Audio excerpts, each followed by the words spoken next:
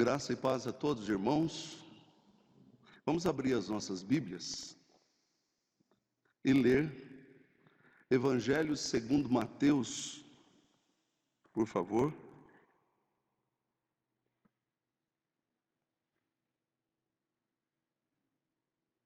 Capítulo 2. Evangelho segundo Mateus, capítulo 2. Vamos fazer a leitura da palavra de Deus. Tendo Jesus nascido em Belém da Judéia, em dias do rei Herodes, eis que vieram os magos do Oriente a Jerusalém e perguntavam: onde está o recém-nascido rei dos judeus? Porque vimos a sua estrela no Oriente e viemos para adorá-lo. Tendo ouvido isto, alarmou-se o rei Herodes e com ele toda Jerusalém. E então, convocando todos os principais sacerdotes e escribas do povo, indagava deles onde o Cristo deveria nascer. Em Belém da Judéia, responderam eles, porque assim está escrito, por intermédio do profeta: e tu, Belém, terra de Judá, não és de modo algum a menor entre as principais de Judá, porque de ti sairá o guia que há de apacentar o meu povo Israel. Com isto, Herodes, tendo chamado secretamente os magos, inquiriu deles com precisão quanto ao tempo em que a estrela aparecera.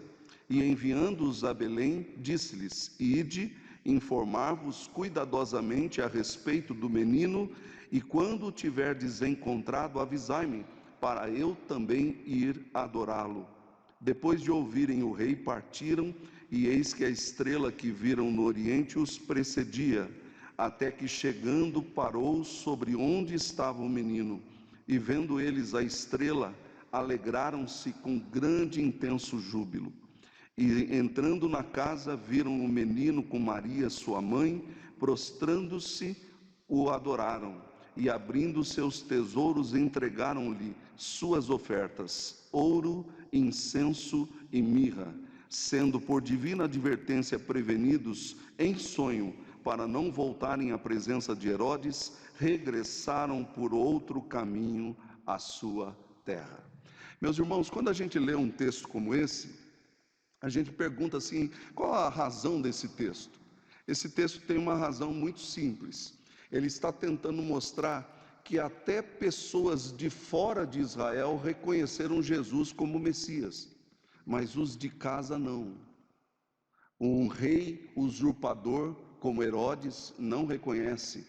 Ele está querendo Jesus apenas para matar Jesus. E ele intentou isso, né? Vocês sabem que ele mandou matar as crianças de Belém de 2 anos para baixo, porque quando os magos chegaram até Jesus, isso já tinha levado um bom tempo, porque para eles cruzarem do Oriente do Ocidente para o Oriente demora quase que 1 ano. Isso ia a camelos, né? E eles trouxeram seus presentes. Eu sempre digo que quando nós estamos diante de Deus, nós estamos dando a Ele um presente.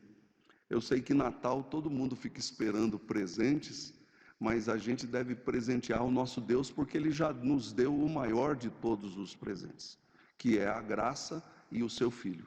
Então vamos ficar em pé, vamos cantar, louvando a Deus. Eu quero começar cantando esse hino que vocês conhecem tão bem, né? Eu vou fazer uma espécie de pedaço de hino, né? De dois cânticos de hinos que vocês conhecem aí para a gente cantar.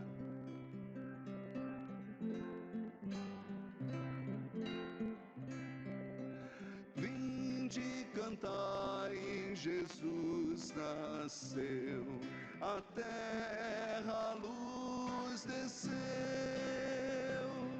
a graça infinda ao mundo vem, na gruta de Belém, na gruta de Belém, Jesus, o amado sumo bem.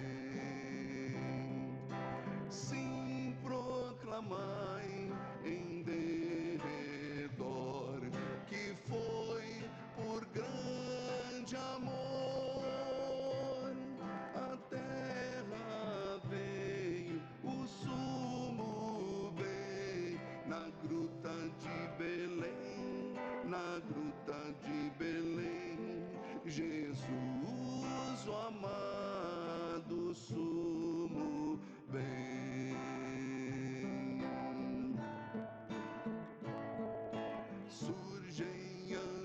Jesus proclamando paz na terra, a Deus louvor. Vão-se os hinos ecoando nas montanhas ao redor. Glória,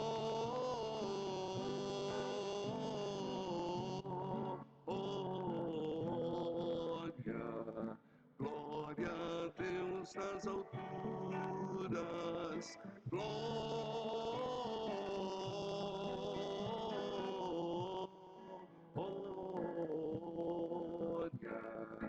glória a Deus nas alturas. Vão-se alegres os pastores ver o infante celestial e acrescentam seus louvores ao louvor angelical. Glória,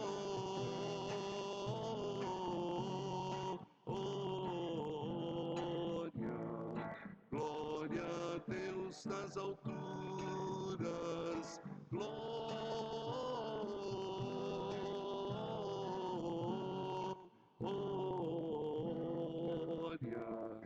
glória a Deus nas alturas.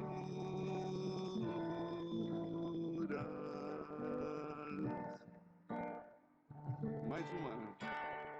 Povos, tribos, celebrai-o, glória a Deus também dizem, de joelhos adorai-o, Ele é o Cristo, grande Rei.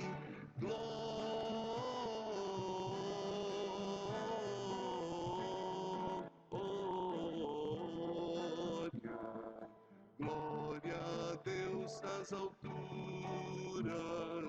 Glória, glória a Deus nas alturas.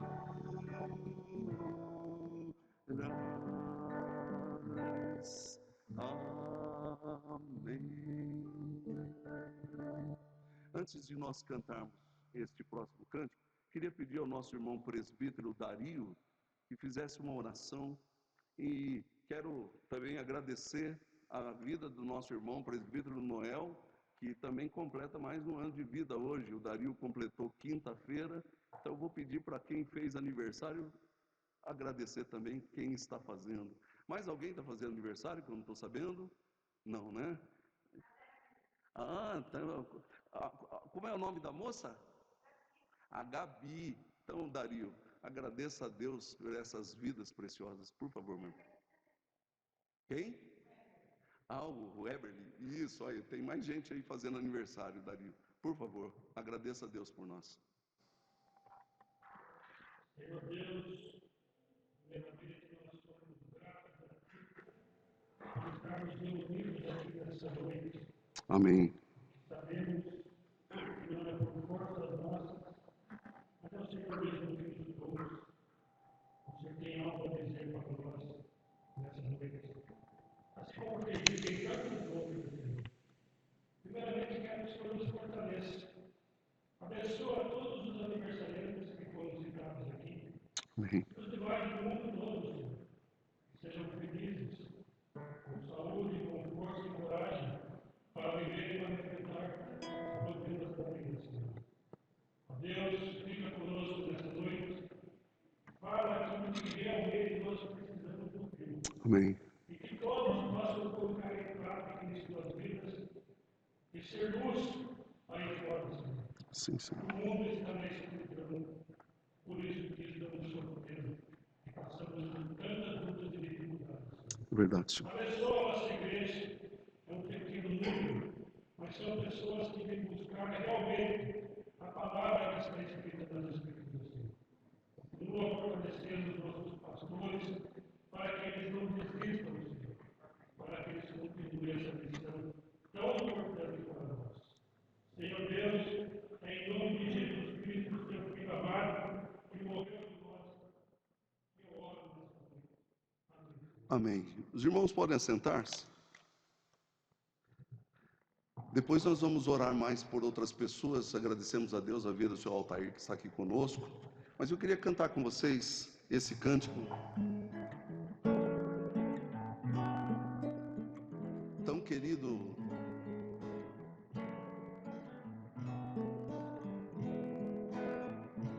Nas estrelas vejo a sua mão, e no vento ouço a sua voz. Deus domina sobre terra e mar, o que Ele é pra mim. Eu sei o sentido do Natal, pois na história tem o seu lugar. Cristo veio para nos salvar, o que Ele é pra mim. Até que um dia seu amor senti, sua imensa graça recebi. Descobri então que Deus não vive longe lá no céu, sem se importar comigo, mas agora ao meu lado está. Cada dia sinto seu cuidar, ajudando-me a caminhar. Tudo Ele é pra mim, tudo é Jesus pra mim, tudo é Jesus pra mim. Acho que deu pra gente aquecer. Mariana, você volta pra gente? Vamos cantar mais uma vez. Você pode trazer o seu dízimo e a sua oferta diante do Senhor, depositar aí no gasofilácio. Hoje é dia da ceia. E eu creio que esse cântico, ele anima. Eu não sei se todos aqui sabem, mas esse foi o primeiro cântico que eu cantei quando eu me converti em 78. Não fala que eu estou velho, hein, pessoal? Eu sei que eu estou velho, mas não precisa falar, né? Hoje eu brinquei com o Noel, que o Noel está fazendo aniversário, está fazendo assim 65, ele falou assim, não, pastor, é menos. Mas graças a Deus aí, Deus tem sustentado todos os nossos irmãos. E hoje você também está fazendo aniversário, né? Porque há um ano atrás você estava vivo e hoje você está vivo. Então cante isso com todo o seu coração, agradecendo a Deus todas as bênçãos que Ele tem dado a cada um de nós. Vamos lá?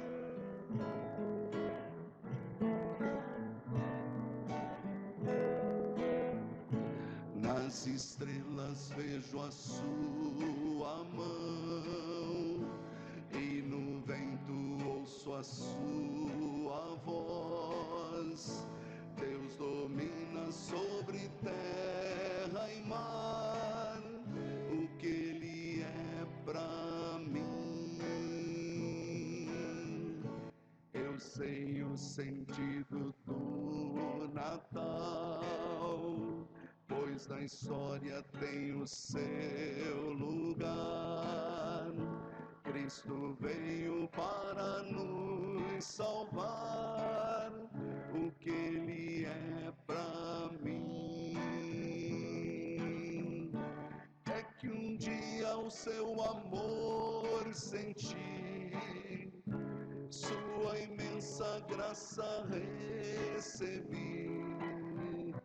Descobri então que Deus não vive longe lá no céu, sem se importar comigo, mas agora ao meu lado está. Cada dia sinto seu cuidar, ajudando-me a caminhar. Tudo Ele é pra mim, tudo é Jesus pra mim, tudo é Jesus pra mim. Agora é assim, ó. voz de compaixão e um brilho no olhar. Eu vi a sua mão sobre mim e ouvi o seu falar com voz de compaixão e um brilho no olhar. Eu vi a sua mão sobre mim e ouvi o seu falar. Quem é este que me olha assim? Quem é este que me fala assim? Quem é este que me ama assim? É Jesus.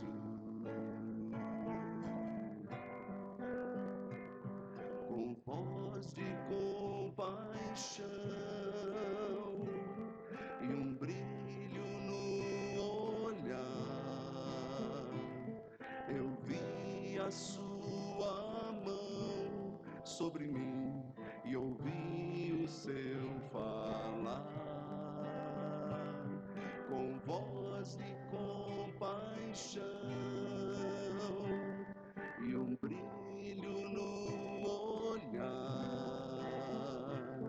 Eu vi a sua mão sobre mim e ouvi o seu falar. Quem é este que me olha assim? Quem é este que me fala assim? Quem é este que me ama assim? É Jesus. É Jesus. É Jesus. Nós não somos dignos de ser amados. Temos pecado contra Deus e temos feito coisas que desagradam o Senhor. Mas Ele, com o seu amor, com a sua bondade e trazendo esperança do Natal, veio nos chamar. Um dia Ele bateu no seu coração e disse: filho, vem. E você se levantou pela fé e foi até Jesus. A Bíblia diz que aquele que vem a mim, de maneira nenhuma o lançarei fora. E eu creio que nós precisamos sempre lembrar disso, que a história do Natal é a minha história. Jesus veio para me salvar, Jesus veio para salvar você também. Eu queria orar, não somente agradecer os pedidos de oração que temos feito, mas também orar e pedir perdão pelos nossos pecados, pedir pelo nosso final de ano, que está tudo incerto ainda, irmãos.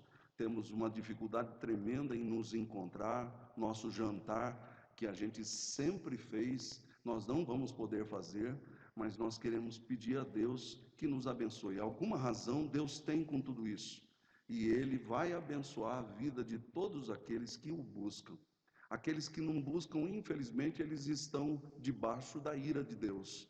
Mas se você busca Deus, eu tenho certeza que o Senhor vai abençoar o seu lar e a sua casa e protegendo-nos de todo mal. Então, eu quero saber aqui motivos de oração. Agradecendo o seu Altair, a perna já está boa, graças a Deus. Mais algum pedido de oração? Pode levantar a mão e falar.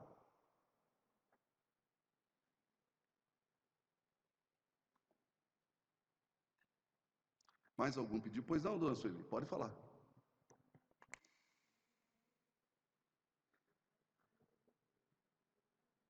Sim. Tio da dona Sueli. Tia Maria. Uhum.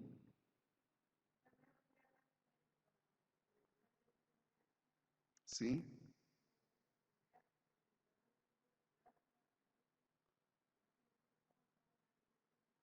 Graças a Deus. Que bom.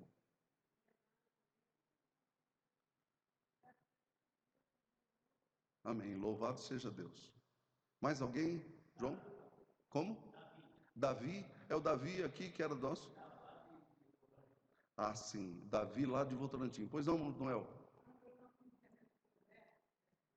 Seu Zé?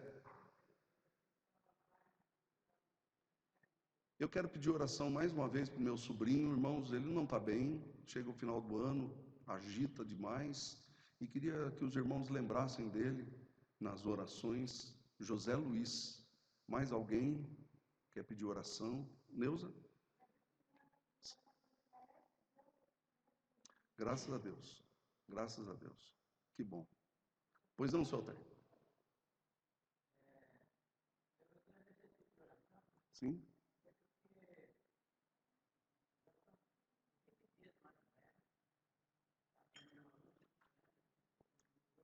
Sim.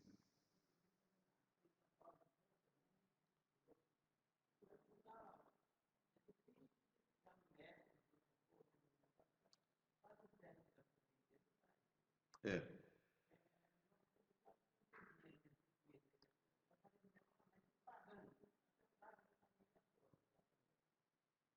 É, eu sei que é. Eu entendo bem o senhor. E é uma dor aqui, não. Vamos fazer uma oração agora. Vamos pedir a Deus. Deus é poderoso. Mais alguém? Família enlutada, né? Isso que perderam a mãe, né? Foi a mãe do pai da Ana Júlia, que foi pedido na. Ah, então tá. Então vamos orar. E como? Isso, a família da Mara, né? Isso. Perderam um rapaz de 33 anos num choque elétrico. Eu falei com a Mara, na terça-feira, estavam sepultando aqui em Araçoiaba. Então, irmãos, existem determinadas coisas que nós não compreendemos, não temos o que dizer, mas eu quero que você se lembre de que todas as coisas cooperam para o bem daqueles que amam a Deus, até mesmo enfermidades. Às vezes algumas pessoas não oram, e eu não estou dizendo que é o caso dos irmãos, mas muitos que estão distantes de Deus não oram, e às vezes uma enfermidade começa a fazer a pessoa orar, a buscar Deus mais. E Deus usa de muitas formas. Eu ouvi um pastor dizendo uma vez que isso me assustou um pouco, porque se Deus precisar deixar você num leito de enfermidade para você ser salvo, não pense que Ele vai hesitar em fazer isso. E eu fiquei assustado, porque Deus, Ele usa de todas as formas para o nosso bem. Por isso que o crente precisa sempre agradecer a Deus, mesmo nas tribulações e dificuldades. Isso é difícil de compreender, é difícil de entender, mas a gente tem que entender isso pela fé e firmar-se mais e mais no Senhor. Deus pode nos chamar a qualquer momento, qualquer um de nós. Não é porque nós somos crentes que nós estamos isentos do Covid-19, como o senhor Altair falou aí, e tantas outras enfermidades. Nós estamos sujeitos, sim. Eu quero lembrar a todos vocês que os servos de Deus no passado, Daniel, ele foi liberto da cova dos leões, mas quando chegou no final da vida dele, ele não foi liberto. Ele morreu e agora está lá no céu. Então, todas as maneiras que Deus usa é para o nosso bem. Então, queria convidar você para orar agora. Abaixe sua cabeça, fale com Deus, agradeça a Deus, peça a Deus, interceda pela vida dos nossos irmãos, e depois eu vou fazer uma oração pela vida do nosso irmão que está aqui, e também pedindo por esses lutos todos que nós temos passado aqui na nossa igreja. Senhor nosso Deus, nós queremos te agradecer, Senhor, por todas as bênçãos que o Senhor tem derramado sobre o teu povo, e nesses momentos tão difíceis, ó Deus, nós temos sentido a tua mão, teu carinho, teu cuidado. Nós queremos te agradecer porque o Senhor tem cuidado de nossa igreja, tem abençoado os nossos irmãos com o sustento e com todas as coisas que necessitamos, Senhor. Sabemos que estamos passando por um momento difícil, mas nós queremos crer que Tu estás no controle de todas as coisas. Em especial, ó Deus, nós queremos orar por aqueles que estão de luto, família da Mara, família do Davi. Nós queremos também interceder, ó Deus, pela família da dona Sueli, que foi pedido aqui. Mas em especial, ó Deus, nós queremos colocar a vida do Teu servo Altair nas Tuas mãos, Senhor. Que a Tua boa mão, que é uma mão de cura, de poder, de conforto, de cessar dores, ó Deus, possa ser colocado sobre a vida do nosso irmão, e ele se sinta, ó Deus, bem. Nós pedimos a cura para ele, pedimos também por todos os outros pedidos que foram feitos aqui, que a Tua graça, o Teu amor nos assista, nos ajude, nos defenda, ó Deus, contra os ataques que temos, não somente de pessoas, mas dos principados e potestades. Dá-nos ousadia na fé, dá-nos intrepidez, Senhor, para que nós possamos combater o bom combate. E até o final da nossa vida, o dia em que o Senhor nos chamar, nós possamos estar prontos para fazer a Tua vontade. É a nossa oração em nome de Jesus. Amém. Meus amados irmãos, vamos abrir as nossas Bíblias, por favor, em Efésios capítulo 6, versículos de número 17 e 18. Eu quero tentar fazer um arranjo aqui para eu terminar minha série de mensagens sobre a armadura de Deus. Eu quero ler os versículos de número 10 até o 20, só para a gente ler o texto todo, mas eu vou basear minha mensagem nos versos de número 17 e 18 deste texto.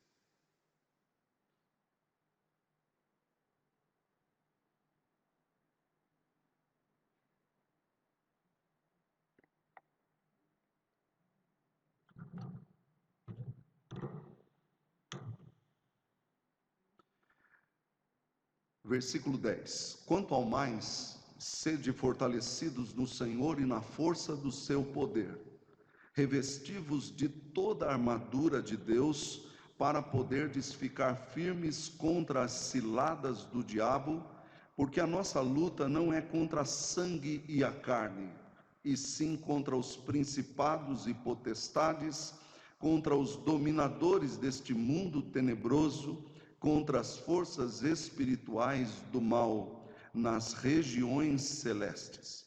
Portanto, tomai toda a armadura de Deus, para que possais resistir no dia mau e depois de terdes vencido tudo, permanecer inabaláveis. Estai, pois, firmes, cingindo-vos com a verdade e vestindo-vos da couraça da justiça. Calçai os pés com a preparação do evangelho da paz, embraçando sempre o escudo da fé, com o qual podereis apagar todos os dardos inflamados do maligno. Tomai também o capacete da salvação e a espada do Espírito, que é a palavra de Deus, com toda a oração e súplica, orando em todo o tempo no Espírito, e para isto vigiando com toda perseverança e súplica por todos os santos, e também por mim, para que me seja dada, no abrir da minha boca, a palavra para com intrepidez fazer conhecido o mistério do Evangelho, pelo qual sou embaixador em cadeias, para que em Cristo eu seja ousado para falar como me cumpre fazê-lo. Você pode ficar aí com a Bíblia aberta, depois nós vamos mudar um texto. Eu não sei se os irmãos já perceberam, mas o texto de Efésios capítulo 6, ele é um texto conceitual. O que é isso? Só eu explicando para os irmãos, ele dá o conceito, e você tem que procurar na Escritura o conceito, para você expor o conceito. Então eu vou falar hoje sobre a armadura de Deus, a espada, a oração e a vigilância. O Natal chegou. E aí vocês vão entender por que eu estou dizendo que o Natal chegou. Meus irmãos, Jesus veio para nos salvar. Sem problema, o Natal nos lembra isso. Mas eu quero lembrar um trecho do livro de C.S. Lewis, em que as Crônicas de Nárnia, quem assistiu o filme, quem nunca assistiu, pelo menos eu vou contar aqui o que estava acontecendo. 4 crianças entraram dentro de um guarda-roupa e saíram num outro mundo. E você pergunta assim, mas que coisa louca é essa? Eu vi um crítico falando, o Rubens Evaldo Filho, que morreu, e ele não entendeu nada das Crônicas de Nárnia. O que aconteceu ali é mais ou menos o seguinte: um guarda-roupa mudou a vida de C.S. Lewis. Ele começou a olhar as roupas de uma mulher que ele estava amando e ele começou a perceber o grande sofrimento que ele tinha. E quando ele abriu o guarda-roupa e viu as roupas dela lá, todas ali expostas, ela e um menino, ele começa a chorar. E a Bíblia, olha, o livro dele diz que ele se encontrou com Deus no sofrimento. E ele escreveu um livro chamado Eterno Peso de Glória. E esse livro conta essa história. E tem até um filme sobre isso, se alguém quiser assistir, é só me pedir, eu mando o nome, está no YouTube, ele é de graça, dá para você assistir a vida de C.S. Lewis. Mas nas Crônicas de Nárnia, ele conta que essas 4 crianças eram 2 homens e 2 mulheres, que eram irmãos. Então são os 2 filhos de Adão e as 2 filhas de Eva, e eles entram num mundo onde está completamente frio. E aí você pergunta, por que está frio ali? E aí há o diálogo que eu quero ler para vocês aqui. Ela se encontra com um fauno que conversa com ela, né? O senhor Túminos, e o senhor Túminos fala para Lúcia. A Lúcia pergunta assim para ele, quem é a feiticeira branca? Daí ele diz assim, ora, é aquela que manda em Nárnia. Por causa dela, aqui é sempre inverno. Sempre inverno e nunca Natal. Imagine só. Aí a Lúcia diz assim, que horror. Um pouco mais para frente no livro, diz assim, que há um outro diálogo dela com a irmã dela. Essa rainha não é nada, é uma feiticeira horrorosa, e a feiticeira branca é muito odiada no bosque todo. Foi ela quem encantou as terras de Nárnia para que aqui seja sempre inverno e o Natal nunca chega. Meus irmãos, eu quero dizer para vocês que o que o C.S. Lewis está expondo neste livro é o que acontece aí fora. Para muitas pessoas, não existe Natal. Natal é apenas uma reuniãozinha que a gente come umas coisas gostosas e a gente dá presentes para os filhos, mas nada mais que isso. Natal não é isso. Natal é a vinda do Salvador. Então, lá em Nárnia, o que estava acontecendo, segundo a história, se você não assistiu o filme, assista. Não é simplesmente um filme de criança, mas ele retrata o que o Salvador veio fazer por nós. Ele veio ao mundo para morrer pelos nossos pecados e nos salvar para que nós pudéssemos ter armas para lutar contra as coisas deste mundo. Então, para você, não existe um eterno inverno. Para você que crê, existe Natal. E eu quero destacar aqui que quando nós falamos de Natal, nós estamos falando de esperança, irmãos. Esperança de quê? E aí eu quero trabalhar um pouco com vocês alguns textos da Escritura, porque o texto que nós lemos nos diz que a gente precisa se revestir de toda a armadura. Uma parte da armadura e das nossas armas é uma espada na mão, que é a palavra de Deus, com toda oração e súplica, vigiando em todo tempo. E é por isso que eu estou dizendo que essas armas, elas não são armas para a gente sair batendo nos outros, mas são armas de defesa. Nenhuma dos utensílios da armadura do cristão é arma de ataque. Então não é para você sair batendo em Satanás, nada disso. Jesus não fez isso. Satanás é que veio contra ele e ele rebateu com a palavra de Deus e com a oração e a vigilância. Então eu quero trazer aqui para os irmãos hoje que a espada do Espírito é algo tão importante em nossa vida, e daqui a pouco nós vamos estar comemorando, neste mês de dezembro, o dia da Bíblia. Mas a Bíblia tem sido, irmãos, um livro tão falado, mas tão pouco vivido. A Bíblia tem sido um livro menosprezado na nossa sociedade, e cada vez mais a sociedade vai dizendo que aquele pessoal do livro preto, aquele pessoal do livro, e nós temos sido comparados até mesmo com os muçulmanos, porque são religiões do livro. E eu quero dizer para vocês que a palavra de Deus é a espada do Espírito Santo. A oração é uma forma da espada do Espírito Santo para você ter comunhão com Deus. E é por isso que Cristo veio. Eu quero que você abra a sua Bíblia em Romanos capítulo 8, versículos de 1 a 4. E nós vamos falar um pouquinho dessa luta espiritual de uma outra perspectiva, para que você possa ver como que a palavra de Deus nos ensina a respeito da verdade.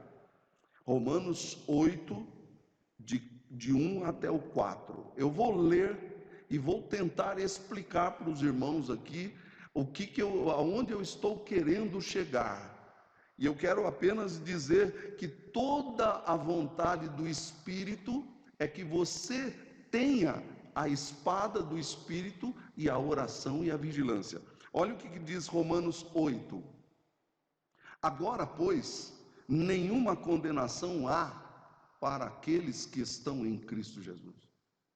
O que parece que Paulo está dizendo aqui é que existe uma localização em Cristo, que se você estiver lá, pode vir condenação.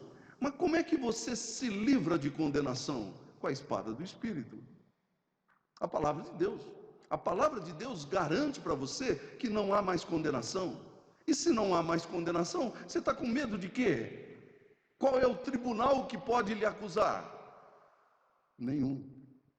Olha o que ele diz no verso 2: porque a lei do Espírito de vida, da vida, em Cristo Jesus te livrou da lei do pecado e da morte.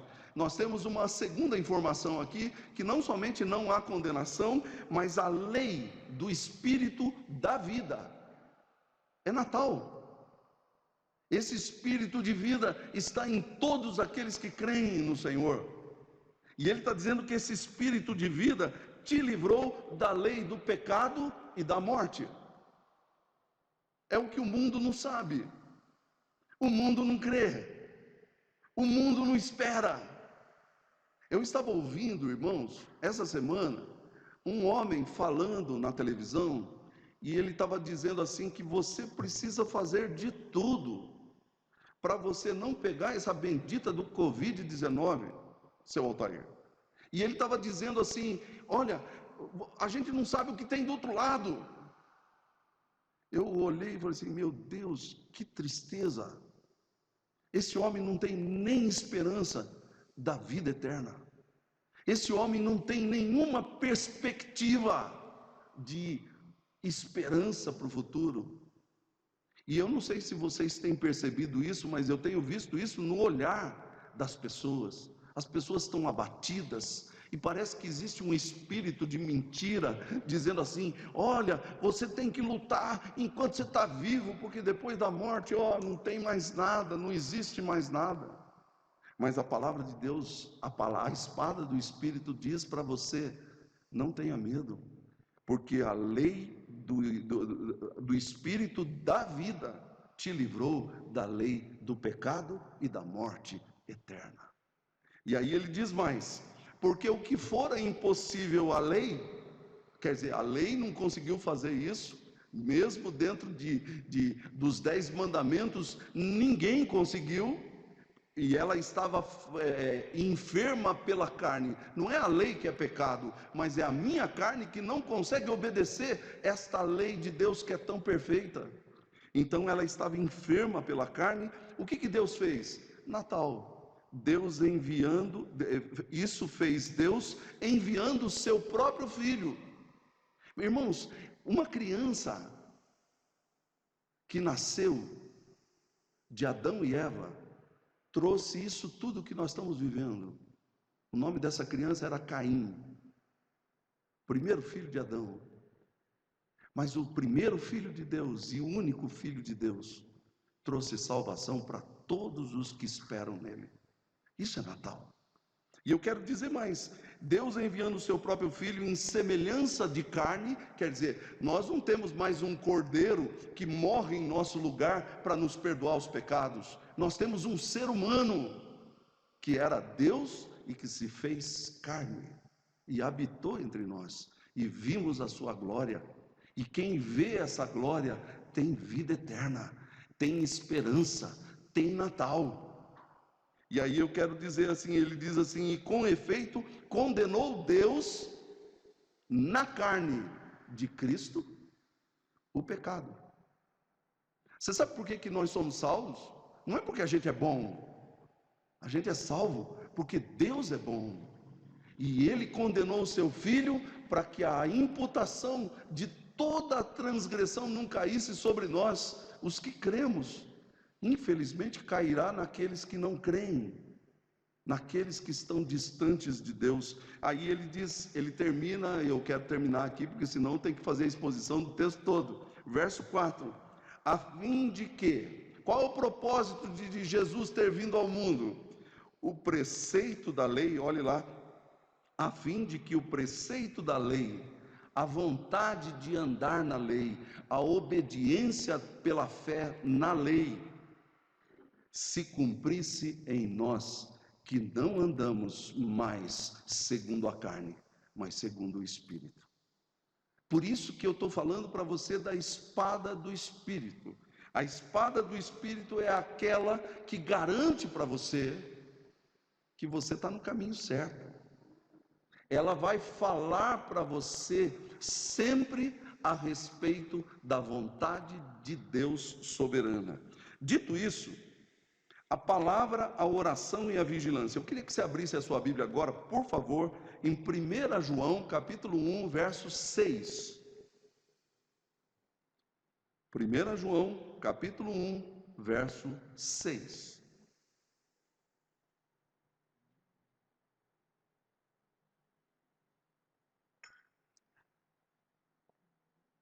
O apóstolo João estava lutando com um monte de coisas, mas ele sabia, como Paulo, que Satanás ataca em diversas áreas. Por isso que a gente precisa da espada do Espírito e da oração e da vigilância. Olha o que diz o verso 6. Se dissermos que mantemos comunhão com Ele e andarmos nas trevas, mentimos e não praticamos a verdade. Qual é o ataque de Satanás aqui, para que você fique esperto? Ele dá 6 condições para que a gente pense. O que é uma condição? Eu não quero usar aqui da literatura do português, mas quando você vê a palavrinha se, é um condicional. Se dissermos, se a gente fala que nós mantemos comunhão com Deus, com Ele, e a gente está andando nas trevas, tem alguma coisa incoerente com isso, porque Jesus veio para que você ande com Ele na luz. Você vai ver isso já já, no verso 7. Mas no verso 6, ele estava dizendo que dentro da igreja tinha um grupo de pessoas que falavam que estavam andando na luz, mas estavam fazendo coisa errada por aí. Então ele diz que você está mentindo e não está praticando a verdade. A palavra verdade aqui é uma palavra muito importante no texto, porque ela significa aquilo que nós chamamos da espada do Espírito. O que é a espada do Espírito? A palavra de Deus. O que é a palavra de Deus? A verdade. Eu entendo que existem pontos na Bíblia que são difíceis de entender. Existem doutrinas na Bíblia que são difíceis de entender. Mas isso não significa que nós não cremos na verdade. Isso não significa que nós não vamos pensar sobre essas doutrinas. Mas nós cremos na palavra de Deus. E Deus não é homem para mentir, nem filho de homem para se arrepender. Se Ele falou, é certo que fará, nos diz Números. Então, ele está dizendo assim, essa incongruência de seres cristãos que falam que andam com Deus, mas vivem nas trevas. Meu irmão, eu creio que um dos ataques de Satanás contra você é tentar manter você com o pé em duas coisas: um pé no mundo e o outro na fé, porque ele vai te enganando. Satanás é muito astuto. Ele tentou Cristo, imagine o que ele não faz conosco. Por isso você precisa da espada do Espírito, que é a palavra de Deus, a verdade. Então olha o que ele diz no verso de número 7. Eu quero ler aqui para vocês. Opa. Se porém, outra condição, andarmos na luz, veja, não estou falando não, eu estou andando na luz. E uma das coisas que o diabo detesta é que você ande na luz. Como é que eu ando na luz? Ele diz assim: se porém andarmos na luz, como ele está na luz, mantemos comunhão uns com os outros, e o sangue de Jesus, seu Filho, nos purifica de todo pecado. O que ele está dizendo aqui é que há uma consequência de você andar na verdade, com a palavra de Deus. Essa consequência está em duas formas. Se você olhar aí o texto, a chave é andar na palavra, andar na luz. Nós temos comunhão uns com os outros. Uma das discussões que se tem feito nesses dias, como é que a gente pode ter comunhão se a gente não está junto? Eu pergunto para vocês, quem disse que comunhão é estar juntos? Eu vou dar um exemplo para vocês de casamento. Tem casais que vivem juntos, mas não estão em comunhão. Comunhão não é estar junto. Comunhão é estar debaixo do mesmo Deus e do mesmo Espírito, e tendo essa comunhão dos santos. Por isso, irmãos, que às vezes algumas pessoas até criticaram: meu Deus, o que vai ser da igreja? Calma, que quem é o Senhor da igreja é Deus, e Ele sempre reúne os seus filhos debaixo das suas asas. Se você andar na luz, você vai ter comunhão com Deus, com o seu Filho, com o Espírito Santo, mas também uns com os outros. E o sangue de Jesus vai purificar você, vai transformar você, vai modificar você. E é isso que o verso 7 nos mostra. Mas eu quero que você olhe para o verso 8, tem mais uma condicional aí. Se dissermos, outra vez falando, né? Que não temos pecado nenhum, a nós mesmos nos enganamos e a verdade não está em nós. O que isso tem a ver com a espada do Espírito? A verdade não está em quem não admite que é pecador. Você pode perguntar para qualquer pessoa, faça esse teste qualquer hora, e fala assim: você é um pecador? Peraí, eu sou pecador sim, mas não sou como aquele lá. Não conhece a palavra de Deus, não conhece a espada do Espírito. Esse tipo de coisa é presa fácil nas mãos de Satanás. Então você precisa sacar a Bíblia e dizer assim: é verdade que a Bíblia diz que eu sou pecador, mas eu fui purificado pelo sangue de Cristo. Jesus morreu por mim, é o que a Bíblia diz. Então, se dissermos que não temos pecado nenhum, que aquele provavelmente está dizendo da natureza do pecado.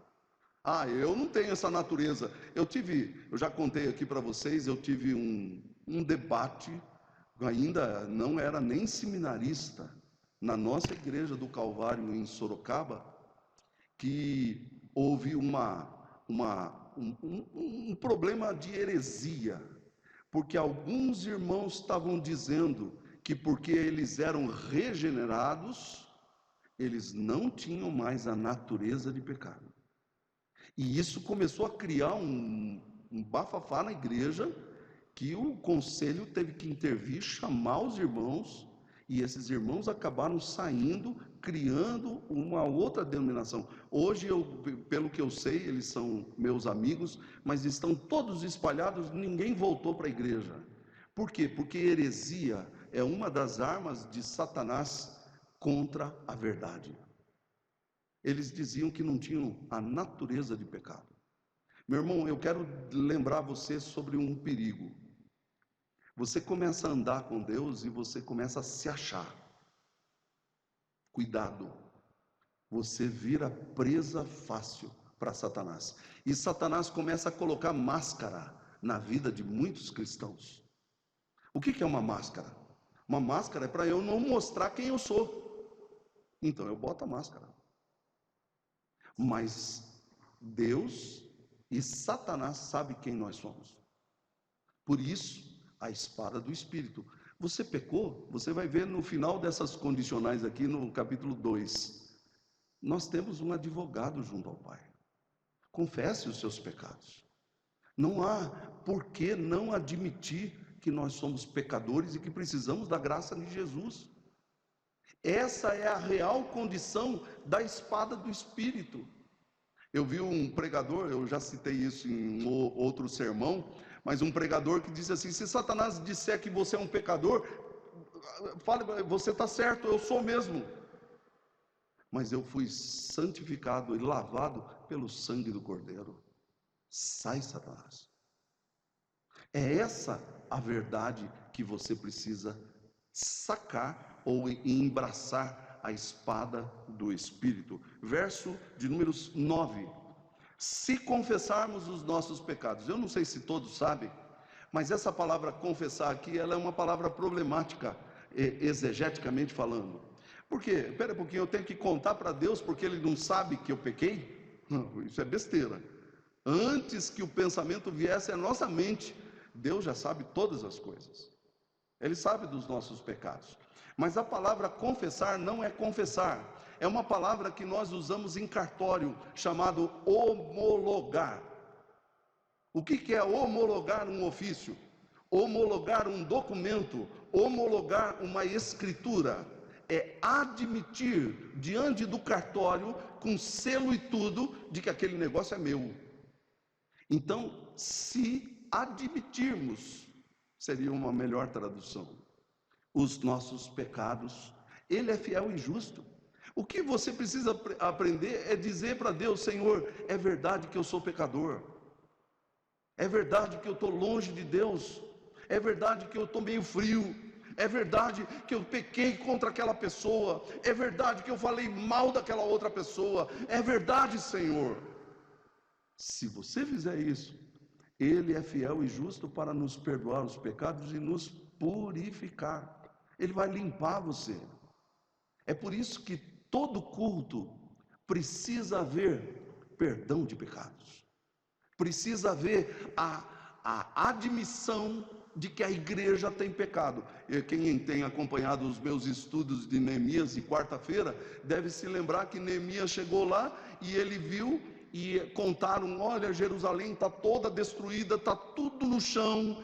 Ele começou a chorar e diz assim: Senhor, eu e meus pais temos pecado contra ti.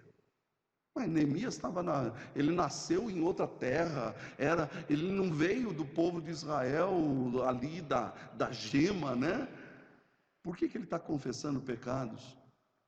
Porque Deus ensina que se confessarmos os nossos pecados, Ele é fiel e justo para nos perdoar.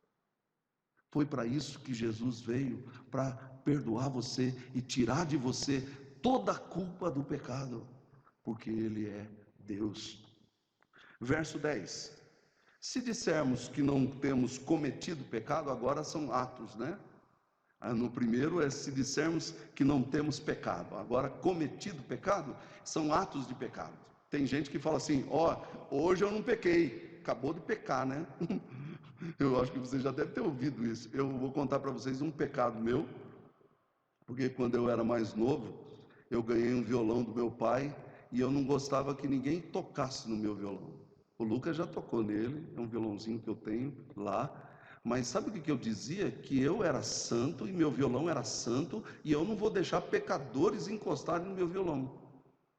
Sabe o que é isso? Asneira, bobagem. Porque a gente pensa que a gente é mais santo do que os outros. Isso já é sinal ruim. Se dissermos que não temos cometido pecado, fazemos Deus mentiroso. E aí ele completa: a sua palavra não está na gente. Você precisa da espada do Espírito. E aí o verso 1 e 2 do capítulo 2. Filhinhos meus, olhe qual é a condição de alguém pecar contra Deus. Estas coisas eu vos escrevo para que não pequeis. Irmãos, uma das coisas que nós precisamos ficar atentos é que o diabo vai intentar contra você, para você pecar contra Deus. Saca a espada do Espírito em oração e vigilância para que isso não aconteça. Ah, mas pastor, como que eu vou fazer isso? Você precisa estar vigilante, em oração. Quem está em comunhão com Deus, vai estar atento a essas coisas. Então, cuidado, porque o diabo sabe os seus pontos fracos, os meus pontos fracos. E aí ele diz: se todavia alguém pecar, acabou o mundo? Não. Nós temos um advogado junto ao Pai, Jesus Cristo justo, e Ele é a propiciação, Ele é o caminho para você voltar para Deus. Meus irmãos, se você está frio, só tem um caminho para você voltar. Você tem que voltar a beber da água, da fonte da água da vida, que é Jesus Cristo. Se você está esperando um pregador melhor que eu, ou pior do que eu, sei lá, você está errado. Esse pregador aqui não tem condições de lhe dar a água da vida, mas Jesus tem. E Jesus vai saciar a sua sede, se você crer e olhar para Ele, e não fazer como Pedro, não desviar o olhar dele, somente dele. Ele é a razão de ser da esperança das nossas vidas, daquilo que nós chamamos de Natal. Eu quero terminar, você abrindo aí a sua Bíblia, por favor, em Lucas 21, 29 a 36, por favor. Eu quero falar bem rapidamente sobre oração e vigilância, e nós vamos tomar a ceia do Senhor nessa noite.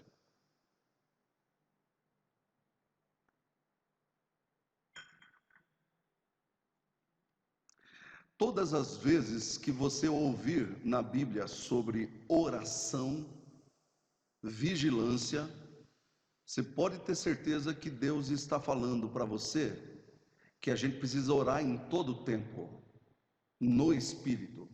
Isso não significa que você vai ficar o tempo todo de joelhos orando e falando com Deus, não. Mas você pode orar em determinados momentos da sua vida: Senhor, me ajude agora. Senhor, eu estou com dúvidas, me ajude.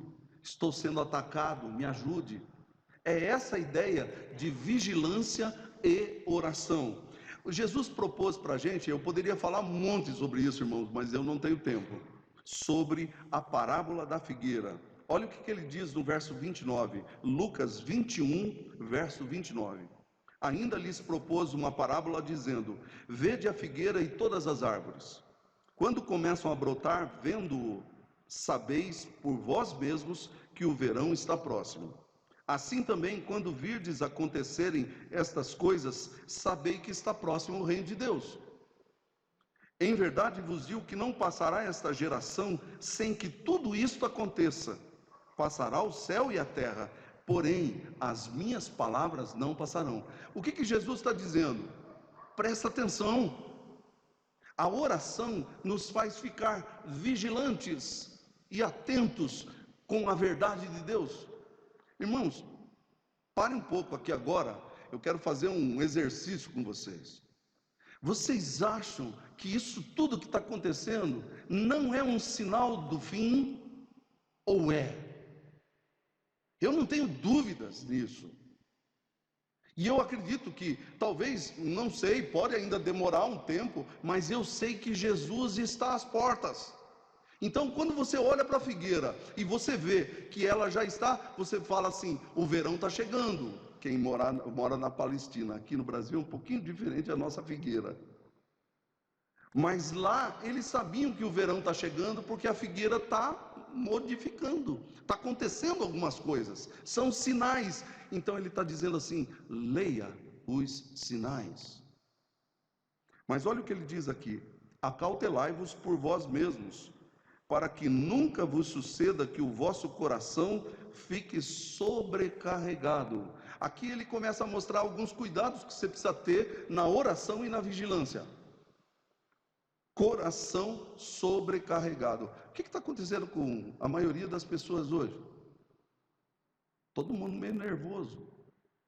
Coração sobrecarregado. Por quê? Meu Deus, como é que vai ser amanhã? Meu Deus, como é que vai ser a economia do Brasil? Não sei. Mas uma coisa eu sei: Deus está no controle. E se Deus está no controle, eu preciso manter o meu coração não sobrecarregado. Eu preciso lançar sobre Ele toda a minha ansiedade, porque Ele tem cuidado de mim, Ele tem cuidado de vós. Percebe? Aonde que está o coração desesperado, sobrecarregado das pessoas? Mas ele usa mais uma expressão aqui, com as consequências da orgia. Gente que não está nem aí, e que está fazendo de tudo. Deus perdoa mesmo, então eu posso pecar à vontade. Para mim isso é orgia. Orgia é um termo de alguém que não está nem aí com os limites das coisas. A gente vê, por exemplo, o HIV positivo, que antes nós chamávamos de AIDS, que ainda não tem cura, é um sinal dos tempos do fim, é uma praga. Nós estamos no limiar de uma vacina, mas não sabemos quando isso virá, é outra praga. E aí o nosso coração começa a ficar tão tenso. Como é que você viverá nesses dias? Oração com vigilância, olhando com a palavra de Deus nas mãos. E aí Jesus diz assim: da embriaguez e das preocupações deste mundo. Eu quero que você faça uma pergunta a você nessa noite. A Bíblia diz que aonde está o teu coração está o teu tesouro. Seu coração está nessa terra. Porque se você é um peregrino que está indo para o lar celestial, o seu coração tem que estar lá.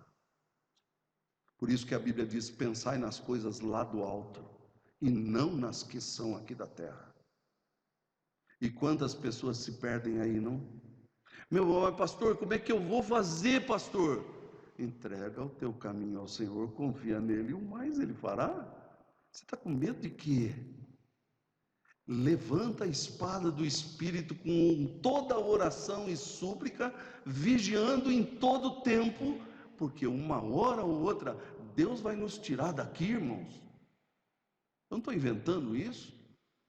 Todos os cristãos da terra esperam o dia do arrebatamento, o dia em que nós vamos embora desse lugar. Tem coisa para fazer.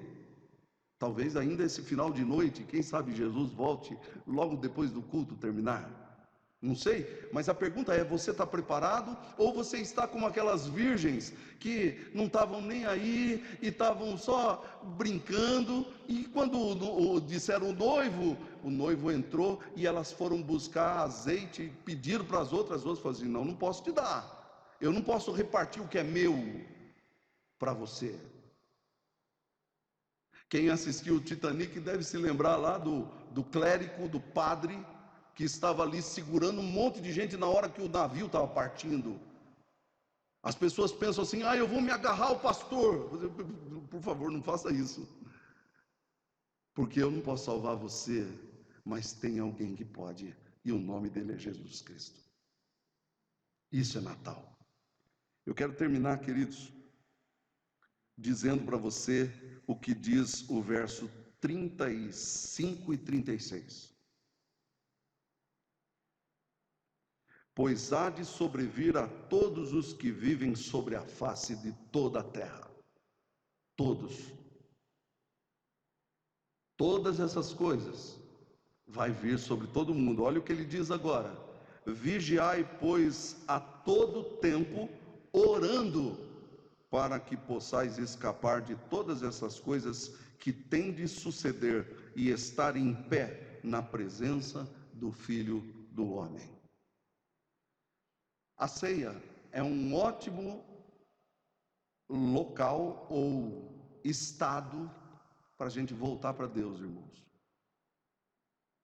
Seu coração está longe de Deus, é hora de voltar para casa.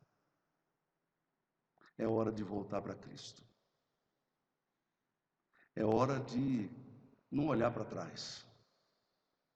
A mulher de Ló olhou para trás e se transformou numa estátua de sal. Talvez para mostrar que o coração dela estava lá nas coisas. Aonde está o seu coração, aí estará também o teu tesouro. E eu quero terminar aqui com essa exortação para todos os irmãos, revestivos de toda a armadura de Deus, embraçando a espada do Espírito, orando em todo o tempo e vigiando, porque o Natal chegou. O Natal que traz tanta esperança para nós. Uma criança derrotou todo o pecado e derrotou todo o mal que havia na terra. Jesus de Nazaré. Vamos orar e nós vamos participar da ceia do Senhor.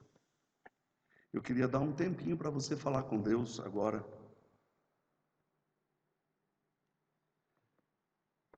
Confesse a Ele os seus pecados. Diga a Ele que você o ama, que você precisa da verdade, para que a verdade seja sacada no momento certo. E que você tem orado muito pouco e que você deveria de orar mais e vigiar mais. Nosso Deus é rico em perdoar. Ele enviou o seu Filho para nos salvar de todo mal.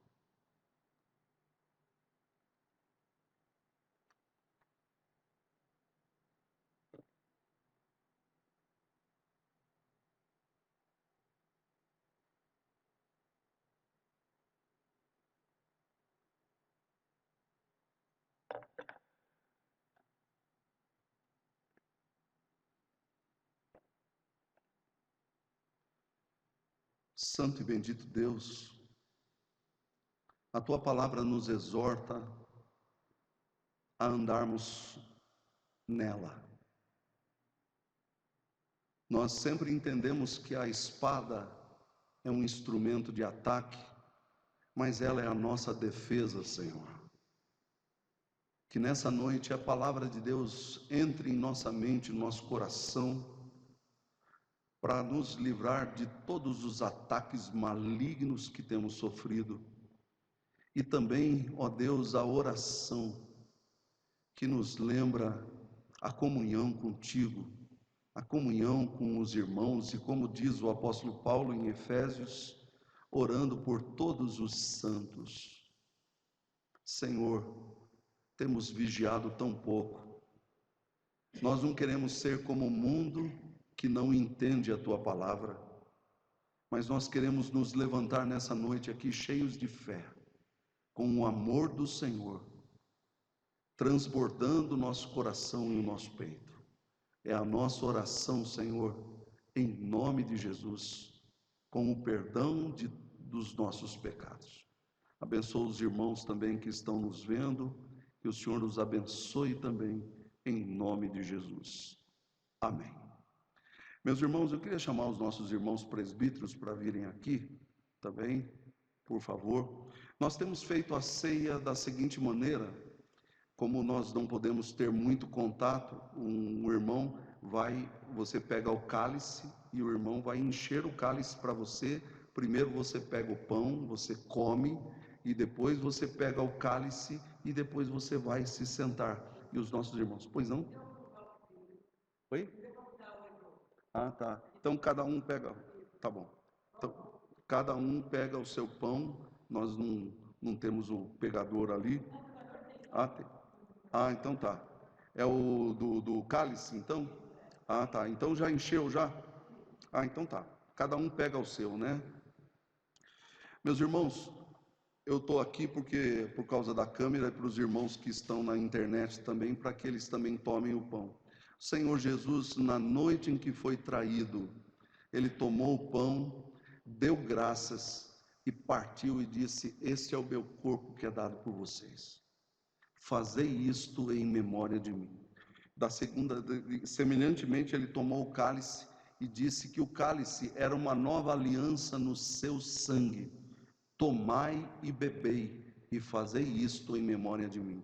Eu já disse aqui para os irmãos, mas é sempre bom lembrar que Jesus, ele anda no meio da igreja, no livro do Apocalipse, dizendo: "Eu sei o que você tem feito, eu conheço as tuas obras."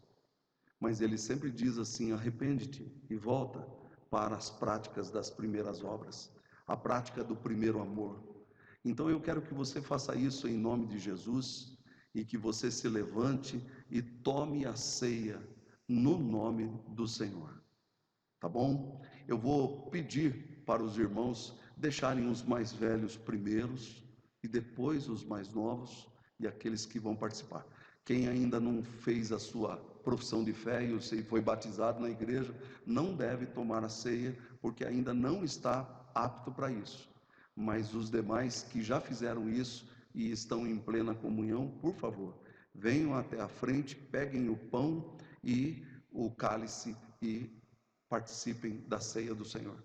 Vamos começar pelos mais velhos, os irmãos, por favor, seu Agostinho, dona Arminda, também. Os outros irmãos podem vir, pode se aproximar, dona Ruth também. Isso. Tomai e comei.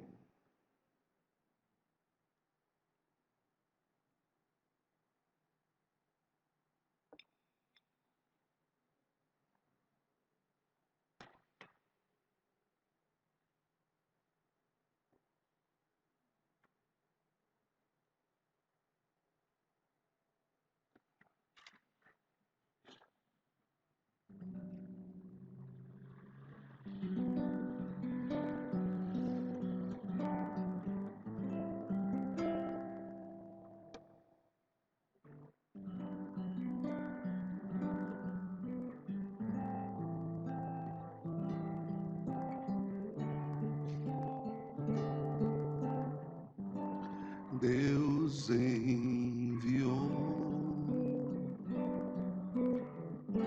seu Filho amado para nos salvar e perdoar. Na cruz morrer, que vivo está. Os irmãos presbíteros também podem participar. Esse é o meu corpo que é dado por vós, o cálice da nova aliança no sangue precioso de Jesus, que nos purifica de todo pecado.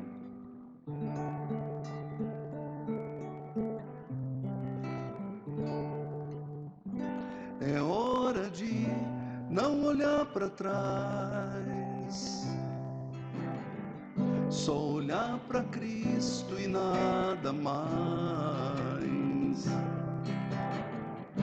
Renunciar à velha estrada em que outrora você andava. É hora de recomeçar uma nova caminhada em nova estrada, seguindo a Cristo e mais nada.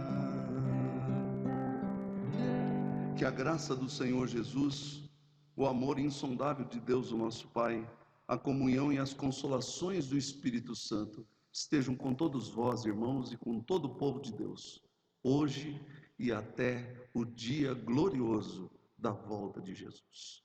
Amém.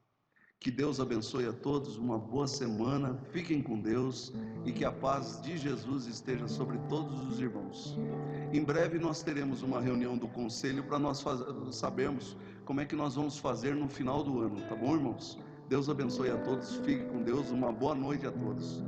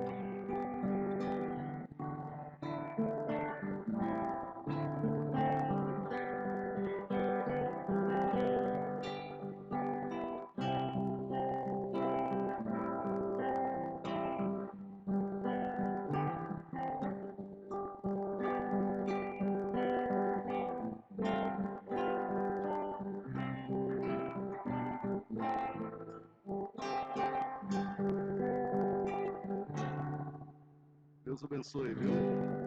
Parabéns para a moça aí, viu? Um abração assim, bem apertado, viu? Deus abençoe. Então tá bom.